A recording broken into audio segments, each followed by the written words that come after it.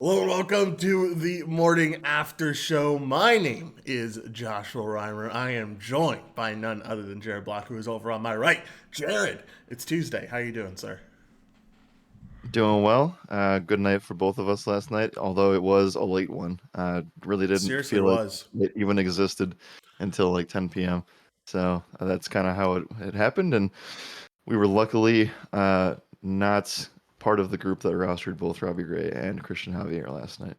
Yeah, man, dude. The people who I was talking about this in the MLB chat. Like the people who rostered Christian Javier on DraftKings. Did you see his ownership over there? His ownership in cash games alone was like 85%, and I was just like, that is such a dumb that is such a dumb decision to trust. That 85% of the industry trusts in Christian Javier to get the job done. He certainly did not get the job done. That is for sure, and neither did Robbie Ray. We have plenty to talk about today. We're going to talk about the NHL, talk about how that playoff game went last night for the Avalanche. It was a very exciting one. We have lots of NFL news, including a big old contract for Aaron Donald, and then we're going to go over the MLB recap, which will be fun too. We get to keep talking about the Angels losing, and we can talk about a few other things, including the Mets having quite a day. So, lots to talk about on today's show. Good morning to everyone in the chat. Thank you for coming to hang out. Feel free to interact with us as we go through these little news bits. But here we are to update you on what's happening around the NBA, NHL, NFL, and MLB. And Jared, if you don't have anything else, let's get right to it. Oh, let's get right to it. We are going to be a pro hockey show today, talking about Yeah. the wild third period slash overtime that happened in the Avalanche Oilers game. Oilers left it all out on the line yesterday. They came out and proved that they wanted to be there, at least for that game specifically, to avoid elimination. And the Avalanche just said, "Nah, we're No. going to take this one from you." Scoring 5 goals in the last 20-25 minutes or so of the match, and it was amazing to watch, especially when it looked like all hope was gone. The Avalanche actually got up 5-4 in this one, and then the Oilers ended up coming back about 30 seconds later. It was crazy, and I did watch the last couple of parts of this game. Yeah, I did not. I was very focused in on the Blue Jays game, so I'll be honest. I didn't watch any of this. Was focused on Blue Jays because we were very close to not cashing at one point.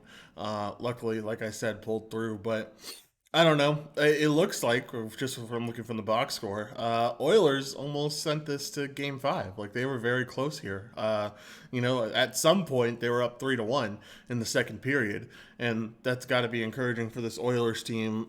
It just feels like this Oilers team doesn't belong, and maybe I'm wrong in saying that. And you guys can critique me in the chat if I am wrong in saying that.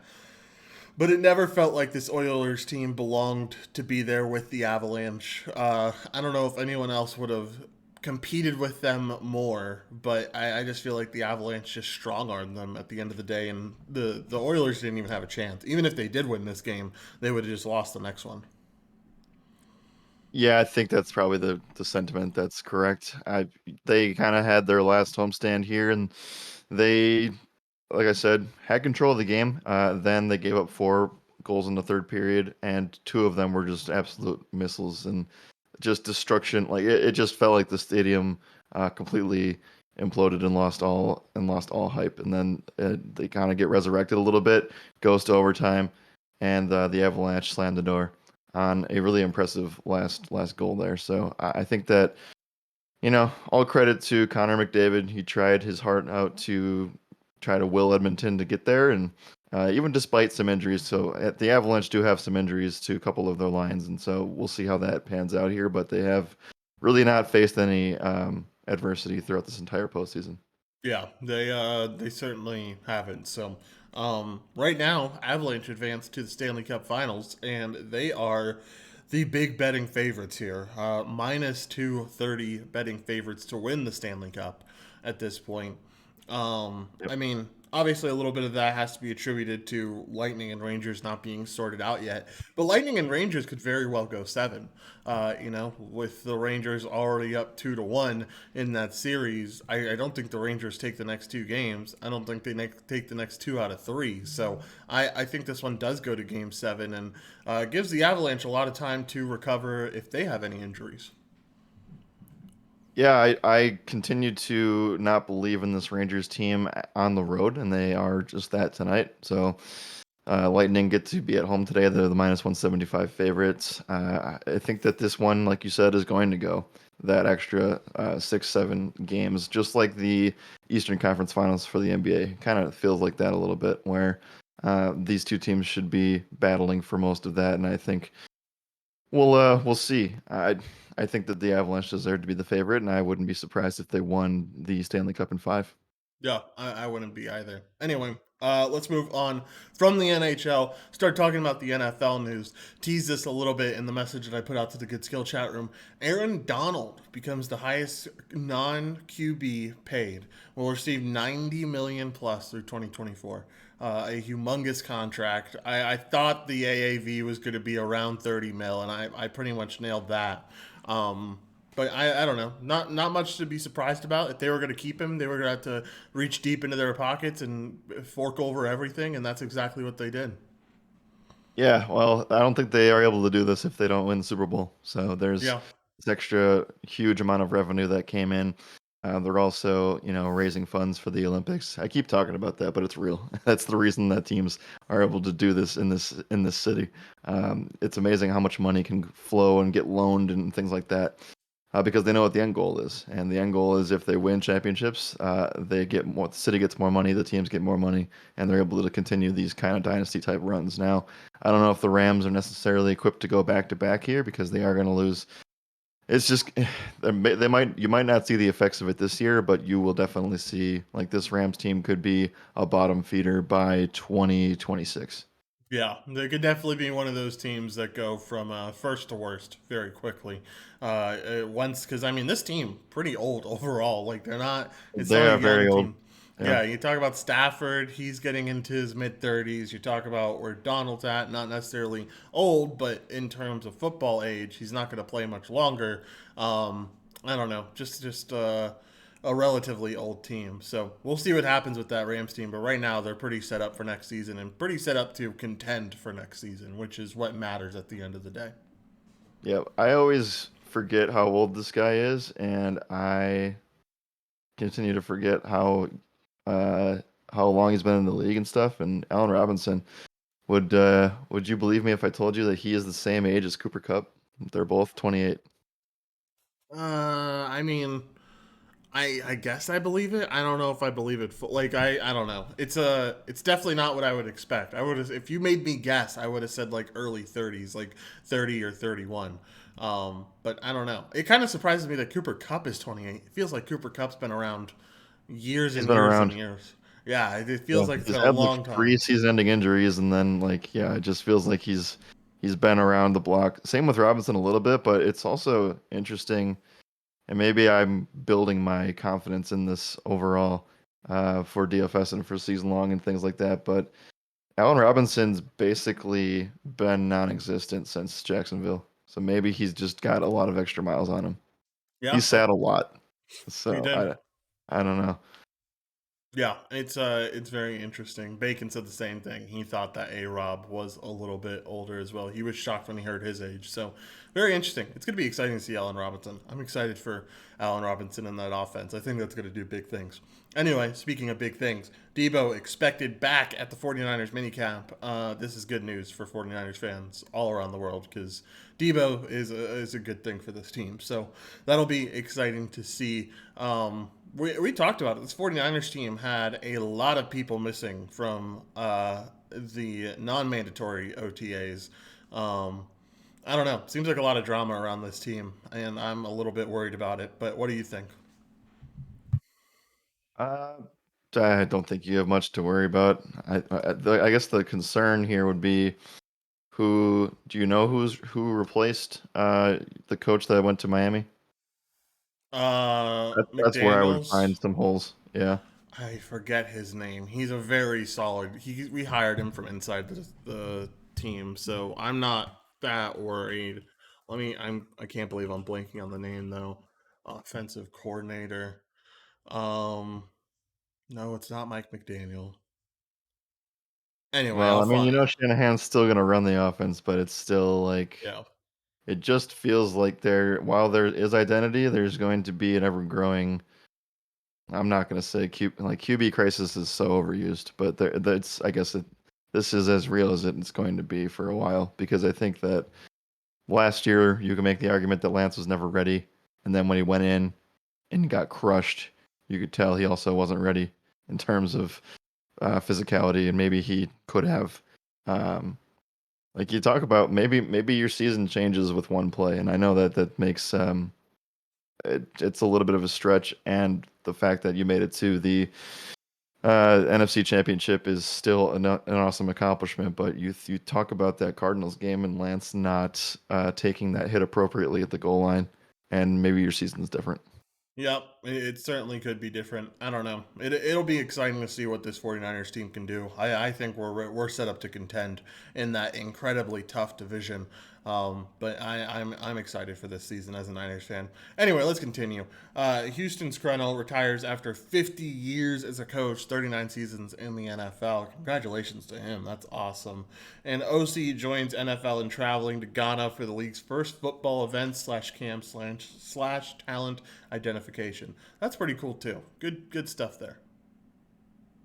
Yep, I think that's just a part of the league's plan to make it a global game. You won't see it for a while, but obviously they're making baby steps. And by 2023, we might actually be playing in Africa. Yeah, Not that'd be 2023, absolute. 2030. That'd be 2030. yeah, that'd be absolutely awesome. They're trying to make it like almost like soccer, like they're trying to make it a global sport, like you said, and I think they're doing a good job of implementing things. It'll be really big once the expansion teams come in and they have an expansion team, outside of the United States. That's when things get really big, and I think that comes sooner rather than later. So we'll have to keep our eye open for that. Anyway, Jared, anything else on the NFL? If not, let's talk about the MLB. No, we're gonna have some blurbs here and there, and things will happen, but right now it's relatively slow. Yep, couldn't agree more. All right, MLB recap here. Trout ends his 0 for 26 streak, but Angels keep falling, losing 12 in a row behind Michael Waka. Man, I just wish I talked more about my Michael Waka take yesterday because what a game for him. Complete game, 9 innings, shutout complete game where he gave up 0 earned runs, had 6 strikeouts too. Just looked really good yesterday, and the Angels continue to struggle. I don't even know what to say about the Angels, man. 3 hits against Michael Waka. Like, not even Michael Waka for 4 innings, but 9 innings of Michael Waka. It just doesn't make sense. Nope, But when a team's cold, the team's cold. I So guess. I don't like they scored 7 runs yesterday, but I really do think that that blown, maybe it doesn't transfer over tonight, but that blown loss yesterday, I can't even imagine what the trip home felt like going from the East Coast to the West Coast back home and expecting to play and get up for this game here. I don't know. It just the Angels there's something going on, and Thor looked actually pretty good. I'll give him credit where that's due because we were kind of like back and forth on that. But I don't know. The Angels are still. It's one of those teams where I'm trying to find the equivalent from like I keep. I don't know what I said or who I compared it to last week when I mentioned the Cowboys, but I was trying to find a team that has a lot of talent, but just could never get over the expectation. Angels are going to be that team for a while until they figure it out. Yeah, they certainly need to figure it out, like you said. You're too loaded with superstar talent for something like this to happen and to have such a long stretch. So um, I don't know. It's certainly interesting. Good for Trout though, breaking his little 0 for 26 streak, longest drought in his career. That 0 for 26 streak. He broke it with Mm. a single though. It wasn't like he it wasn't like he affected the game tremendously with that hit. So guy's still cold in my book. Just because you get a good pitch to hit from Michael Waka doesn't mean much in my eyes. No, it does. I mean, we should keep an eye on this though, because when he gets back to it, he's going to go on a tear. It's Yeah. just going to happen. So, keep an eye on what the stuff looks like, and I don't know. I'm sorry, I'm a little bit sidetracked because I'm watching the benches clearing video of the Astros Mariners game. Yeah, yeah, that was fun last night. That was a good old time. We'll talk about that here soon. First, let's talk about the Blue Jays, who absolutely destroyed the Royals pitching staff in an 8-0 routing. Here's my problem with this game. It has nothing to do with any inning except for the ninth inning. Blue Jays are top of the ninth inning, so they have to bat even though they're up 8-0. When did we start pulling guys with an 8-0 lead? Like, don't we leave everyone in until we're up by double digits? I thought that was just like a universal rule that everyone went by.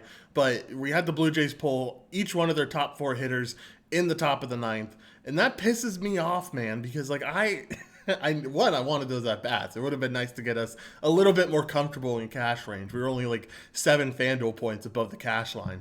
But two, like I just think for the game of baseball, you leave these guys in a little bit longer, right? Like it's 8-0. It's not.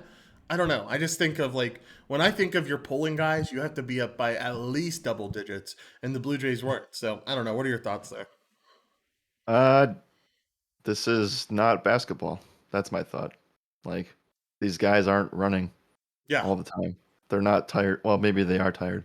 I'm sure the pitcher and catcher are tired. Everybody else, I don't think there's really an excuse. You just leave your guys in. just leave them in. Like it's just It's one inning. exactly. Just leave them in, man. Like it's fine. Like tell them to like jog slowly to the base pads. They don't have to run out the ball or anything. But like, just leave them in. Like I don't understand it. Anyway, the Blue Jays win 8-0. It was a absolute rout from inning 4 to inning 9.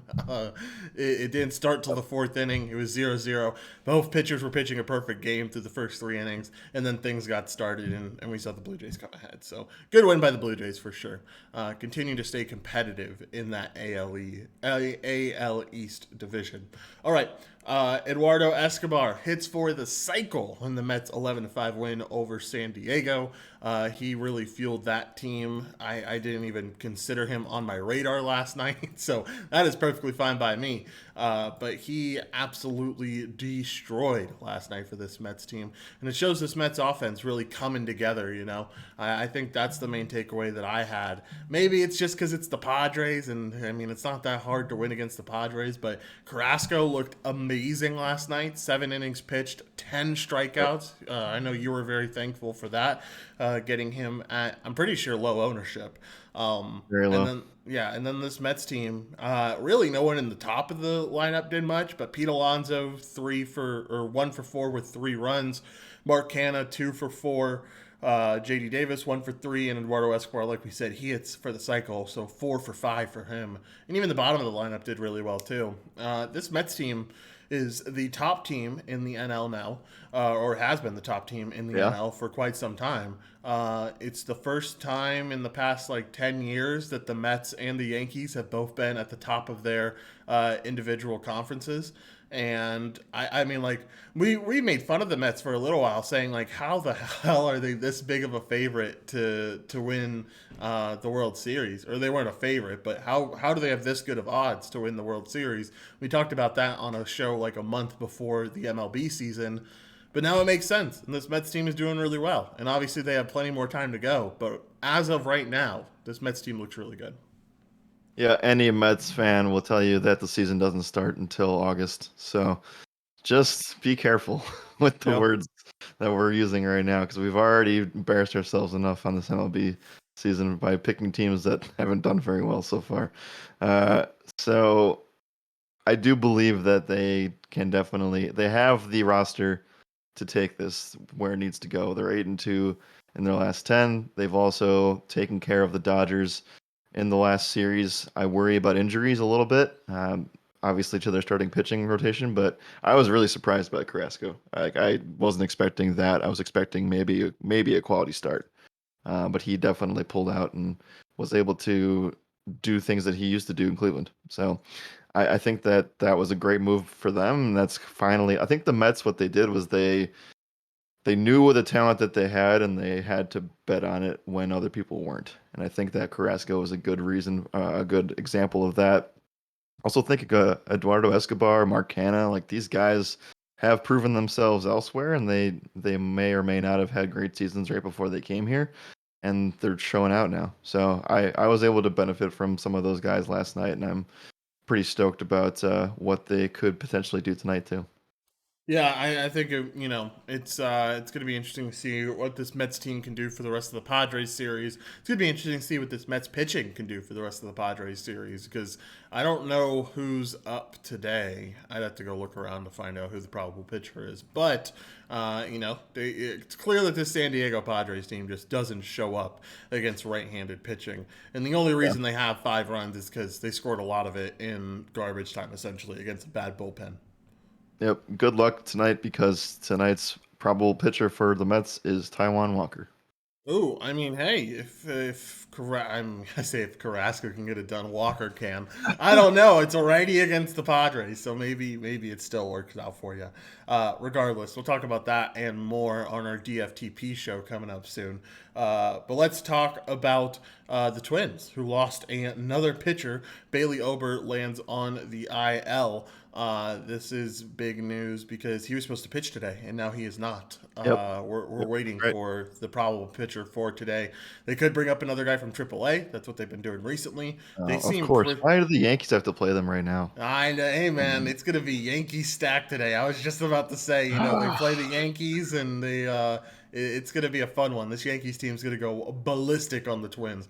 I can't wait to make fun of Will all week long. After we hopefully, I'll knock on some wood, sweep them. But this is an important series, and I'm glad we get to talk about this because this is the reunion series. Gary Sanchez gets to see his old Yankee team. Gio Urshela gets to see his old Yankee team. Two really big names, and that used to be a big part of this Yankee team. And you got to imagine they got to be a little bit sour about where they are now and where this Yankees team is now.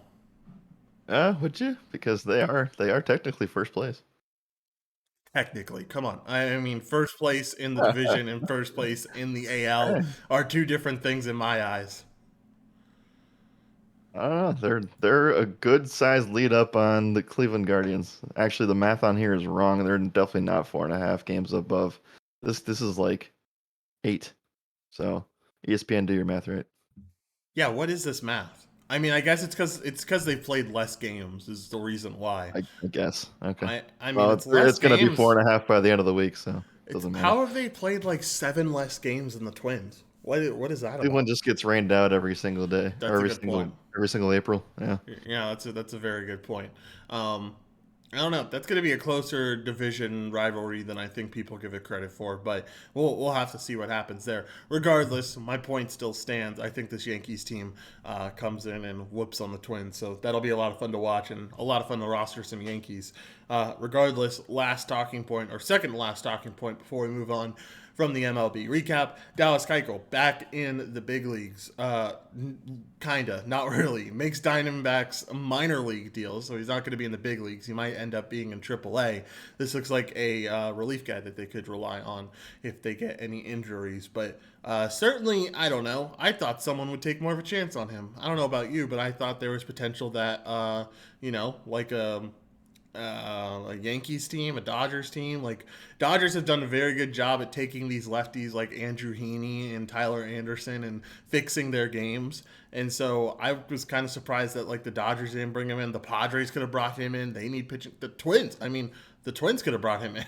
They need pitching help more than anyone. So I don't know. Does it surprise you about the Diamondbacks move? I also know that this reunites him with an old coach as well. So Yeah, I there think was that's something mainly about it. that yesterday.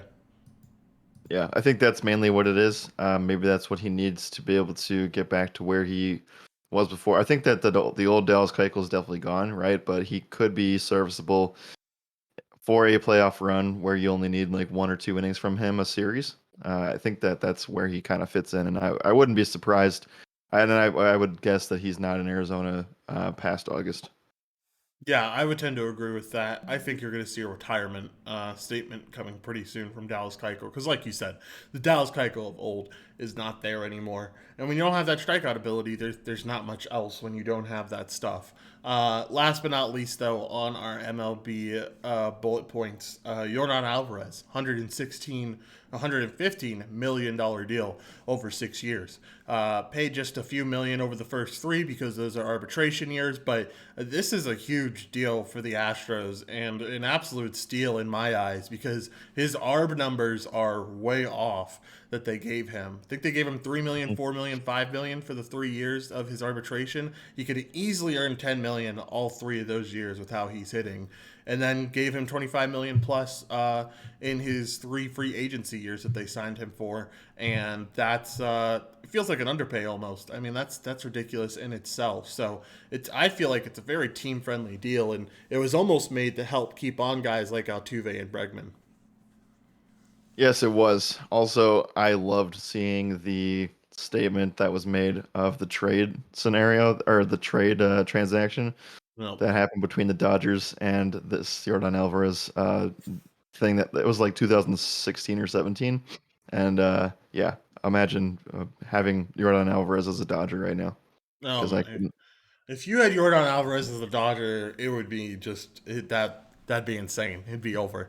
That would be absolutely bonkers. Anyway, all right, Jared. Anything else for the MLB recap? I will say one thing you didn't include in here that I wanted to talk about. How about Hunter Green, man? The guy went 7 innings last night, technical complete game because they finished the game after 7 innings due to the rain. But guy looked electric last night. All he allowed was a bunt single at the beginning of the game, and then it was lights out for the rest of the game. Guy, he looked phenomenal. I mean, we've seen the obvious floor of Hunter Green, but we've also seen the ceiling, and this is his ceiling. 7 innings, 1 hit allowed, 8 strikeouts. Like I said, guy looked electric last night. Yeah, he looked really solid. I would say I want to see it against other teams besides Arizona, but it's still I'll give him credit where credit's due. The ceiling is definitely there. We've known that. Strikeout upside's immense. We'll see. I don't know if Cincinnati's the best place for him because I don't know. Maybe I don't know. Maybe we'll see him be a guy that passes a potential like I don't know. I think he has higher upside than anybody on that roster, including Luis Castillo. Yep, I would tend to agree with that fact that he does have higher upside than most people on that roster. And I say he has higher upside than Luis Castillo, too. So that's just in my eyes. So, all right. Anything else for the MLB recap, Jared? If not, let's talk a little bit about the NBA and the NBA Finals, which start again tomorrow in Boston. Yeah, I guess were you surprised that the Guardians game got canceled? Yes, very. They clearly just did not want to play in the rain. Like they clearly did not just. They decided that hey, it's better off that we don't play this game and don't even try to play this game. I felt like they called things a little early, but that's up to I them think at the so. end of the day. And yeah, I don't know. Maybe they didn't have good fan turnout, and they're like, yeah, there's no point. We'll just cancel this thing. That seems to be the story. I don't know. We're gonna say this probably for the next 5+ years, but I don't, when are they gonna learn that they just need a roof? Like all the teams that are in the Midwest are in the same situation every single year. They don't even play baseball until like June regularly. Yeah, for sure. All right, let's talk about the NBA and talk about everything going on here. Obviously, next day of the NBA Finals is tomorrow. Celtics are 3.5 point favorites at home tomorrow. I'm excited for this game, man. I have not been like I think I said this I think I said this for Game One, but I'll just reiterate it. I have not been this excited to watch a Finals matchup since my Lakers were in the Finals in 2020. This has been a lot of fun to watch. I think it only gets more fun, and I think this is going to be an extremely close game here in Boston. Um, I'm excited. My take stays the same. If Boston doesn't win tonight, they lose the series. Yeah, yeah, I think that's a pretty sound take. I think that's a pretty good one. Um, Regardless, let's talk about some other things in the NBA. Westbrook was there as Ham is introduced as the head coach. I felt like that was a good showing for this Lakers team and showed that they're pretty willing to keep Westbrook around. So I think that will be interesting. Rasheed Wallace was hired as an assistant Lakers coach alongside Ham yesterday, which was very interesting considering the quotes that just came out from him like a few weeks ago about LeBron James not playing as well in his era. I said that LeBron James wouldn't have quite the stat line that he would have today in his era. So certainly interesting there. It is what it is. I don't think anyone's mad or anything, but I think that I don't think you'll see any hot tempers or anything, but it is interesting. And then last but not least, a little bit more coaching news. Utah desperately wanted Snyder to stay. Obviously, we know that Snyder ended up resigning and will look for a job elsewhere, but the Snyder news keeps getting more and more interesting. Yeah, it does. I kind of thought that this was a mutual decision. Apparently, it wasn't. So maybe they had some interesting things. Remember, this ownership group is weird. It's kind of strange. There's Dwayne Wade's involved in it, and a couple Yep. other people that have some money. I don't know if those are the best people to make the basketball decisions, but maybe they talked with Snyder and Snyder didn't like what the direction they chose. Maybe they decided to keep Gobert over Mitchell. Who knows? Like that Oh, would that'd be obviously be a mistake. spicy. But like it's he obviously didn't like what he heard, and maybe he thought that that was like his time to just get out of there. So we'll see. The Utah Jazz will go down of that area as the best regular season team that never did anything in the playoffs. Yep. Couldn't agree more on that front. All right, Jared, anything else with the NBA? If not, let's move on to Underdog. I guess, a little bit hesitant to say that this Rasheed Wallace is going to work. It sounded like I know he's not going to play like a huge role, but the Lakers are clearly trying to add some sort of old school 90s 80s physicality to this. I know these guys both played on the same team and for that Pistons squad that actually beat the Lakers in that championship that in the early 2000s. So they're trying to add that kind of element to the game, and I think that can work. I am just a little bit hesitant to see how they construct the rest of the team outside of like, do they bring Carmelo back? Is he locked in? Like, who are you guys losing this year?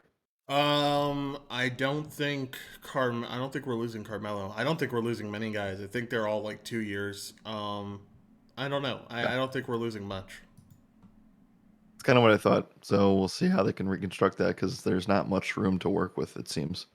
Yeah, there isn't much room to work with. I completely agree with that, and it's going to be interesting to see what happens with this Lakers team. I'm excited to see the other assistants hired and see if they keep with that theme, like you said, of that like early 2000s physicality. Bacon says the game just isn't the same anymore. I would tend to agree there, but a little bit of toughness added to this team could definitely change things. So we will have to see. All right, Jared, let's get to our dog days of summer. This is a shout out to Underdog Fantasy Sports, who sponsors us here on the Morning After Show. They keep the lights on, so in return, we highlight their platform a little bit, take a few of their props over on UnderdogFantasy.com. Jared, we only have MLB to pick from today. No NBA. We'll have NBA to pick from tomorrow. We'll go over that board again tomorrow. So if you're interested in us going over that board like we did in game one, make sure to come hang out with us tomorrow. We'll make sure to dedicate a good chunk of the show to that.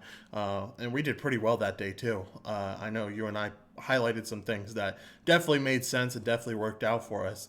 But regardless, we have the MLB today. We broke our winning streak, sadly, but we're back on track, man. Uh, Ready to get it done. we didn't. We didn't because the ticket got voided.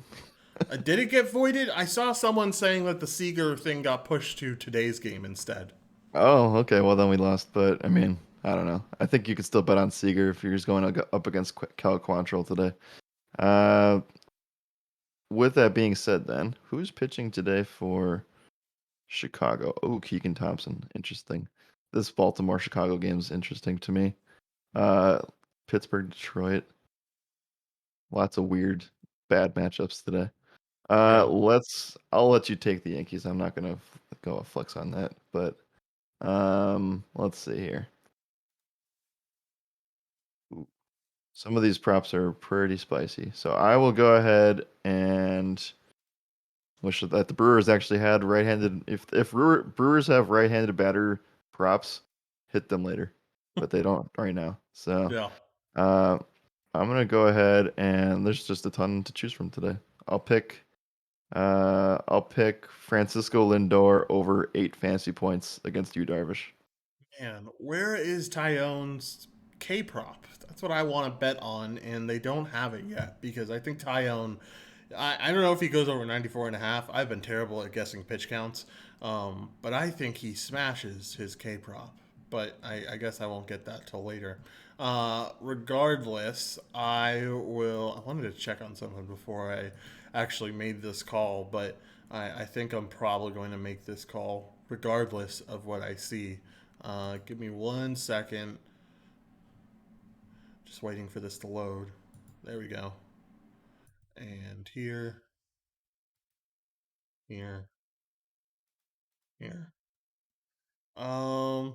Okay. Yeah, I like this. Austin Riley over 1.5 total bases against Cole Irvin. I think they get the job done against Cole Irvin, and I think more importantly, they get the job done against that bullpen. I also think Kyle Wright over 5.5 strikeouts is something that you can do against this Oakland team. I don't mind either pick, but I'm going to lean with the Riley one for my side of the underdog slip today. All right.